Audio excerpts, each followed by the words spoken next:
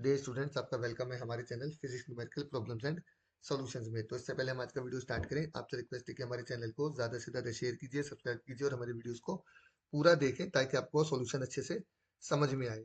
तो आज का जो क्वेश्चन है वो क्वेश्चन नंबर 20 है। इसमें क्या दी गई, गैस आपके पास नॉन इंटरेक्टिंग हीलियम एटम्स की, जिसको थ्री डायमेंशनल ट्रैप में रखा गया है, जिसके एनर्जी लेवल्स अप्रोक्सीमेट है किससे, हार्मोनिक ऑसिलेटर पोटेंशियल से। मतलब जो थ्री डायमेंशनल ट्रैप है वो हार्मोनिक ऑसिलेटर पोटेंशियल वाला ट्रैप है, जिसकी पोटेंशियल यहाँ पर गिवन है।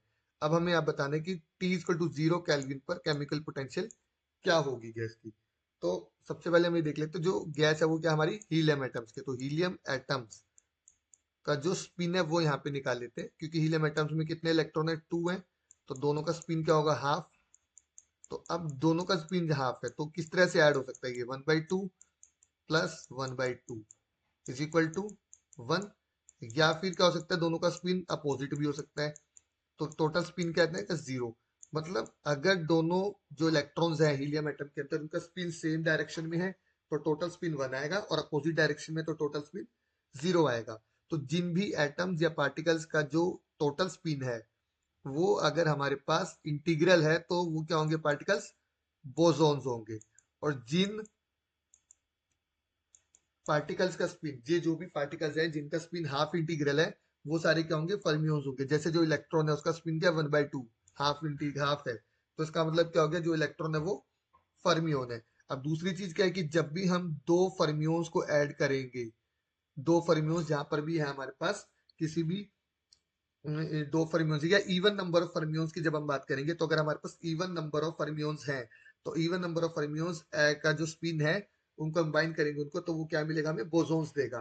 तो अगर हमारे पास कहीं पर भी इवन नंबर ऑफ इलेक्ट्रॉन्स हैं या पार्टिकल्स हैं जिनका स्पिन क्या है, हमारे पास हाफ इंटीग्रल है, यानी कि फर्मियोन्स है, इवन नंबर ऑफ फर्मियोन्स है, तो जो हमारे पास जो नेट जो फाइनल पार्टिकल मिलेगा वो क्या होगा, हमारे पास उसका स्पिन इंटीग्रल होगा और वो बोसॉन होगा हमारे पास। तो दो फर्मियोन्स को जब हम यहाँ ऐड कर रहे हैं तो हमें क्या मिल रहा है, बोसॉन्स। और यहाँ पे देखो माइनस कर रहे हैं तो भी यहाँ पे बोसॉन ही मिल रहा है स्पिन को। तो फर्स्ट स्पिन को हमने सब्ट्रैक्ट किया तो भी बोसॉन मिला, ऐड किया तो भी बोसॉन्स मिला। तो अब बोसॉन्स के लिए हमारे पास जो एन का फॉर्मूला है ऑक्यूपेशन नंबर का, वो कितना हो जाता है, 1 डिवाइड में exponential e minus mu divide में के टी माइनस 1। अब T is equal to 0 kelvin पर क्या होता है, जितने भी पार्टिकल्स हमारे होते हैं, यानी कि जितने भी बोसॉन्स होंगे वो सारे ग्राउंड स्टेट में होंगे।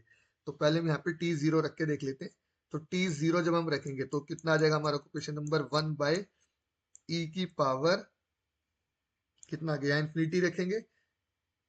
ठीक है, ये T0 रखेंगे तो e की पावर इन्फिनिटी हो जाएगा ये, और माइनस में 1 हो गया। तो ये कितना मिल गया, ये 1 इंफिनिटी यानी कि 0। तो यहाँ पे जब हम जैसे हमने यहाँ पे T0 रखा, तो इससे हमें यहाँ पे क्या मिला, n0 आ गया। डेट मीन्स इस फॉर्मूले के अकॉर्डिंग हमारे पास n0 है, हमारी पार्टिकल्स हमारे पास ऑक्यूपाइड है ही नहीं, स्टेट्स ऑक्यूपाइड नहीं है, ग्राउंड स्टेट हमारी। तो यहाँ पे ये फिजिकली एक्सेप्टेबल नहीं हुआ। तो फिजिकली एक्सेप्टेबल होने के लिए हमारे पास क्या होगा, जो ये जो हमारे पास है ई माइनस म्यू, ये भी हमारा 0 के इक्वल होना चाहिए।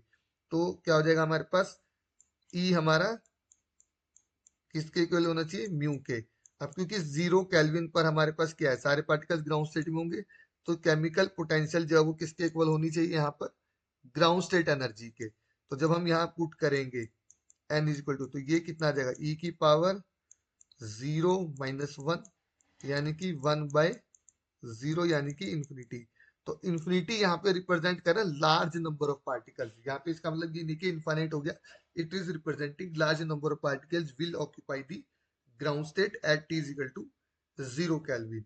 तो मतलब कि ज्यादा से ज्यादा पार्टिकल्स क्या है, ग्राउंड स्टेट में है। और ग्राउंड स्टेट एनर्जी हमारी किसके इक्वल है, केमिकल पोटेंशियल की। तो अगर हमें केमिकल पोटेंशियल निकालना है 0 केल्विन पर, डेट मीन्स हम क्या निकालेंगे, ग्राउंड स्टेट एनर्जी उस सिस्टम की जो भी आपके पास दिया हुआ है। तो सिस्टम क्या हमारे पास यहाँ पे, हार्मोनिक ऑसिलेटर पोटेंशियल। तो हार्मोनिक ऑसिलेटर पोटेंशियल के लिए जो एनर्जी का फॉर्मूला है फॉर nth स्टेट, वो क्या है, n+3/2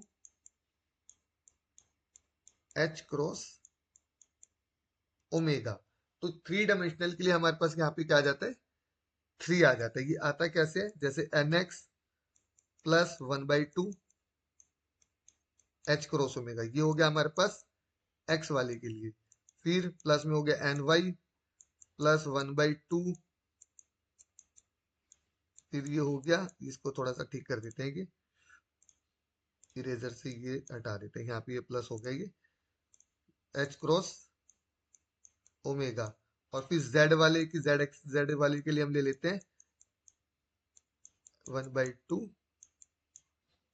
एच क्रॉस ओमेगा। तो ये हमारे पास 3 डायमेंशनल था, तो तीनों डायमेंशनल की जो हमारे पास पोटेंशियल है उसके अकॉर्डिंग हमारे पास ये आ गया।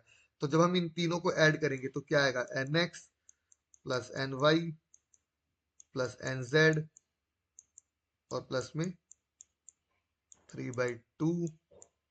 और ये हो गया एच क्रॉस ओमेगा को हम इधर लिख लेते हैं। तो इस पूरे को हमने एन लिख लिया, ये एन जो है ये वाला एन अलग है और ये वाला अलग है, तो इसको हम पूरे को एन लिख लेंगे अगर, तो हमारे पास यही वाला फॉर्मूला मिल जाएगा इधर। तो अगर हम ग्राउंड स्टेट की बात करेंगे तो ग्राउंड स्टेट में एन हमारा क्या रहेगा, 0। तो एन 0 रहेगा तो ई नॉट कितना आ जाएगा हमारे पास, 3/2 एच क्रॉस ओमेगा। ये आ गया 3/2।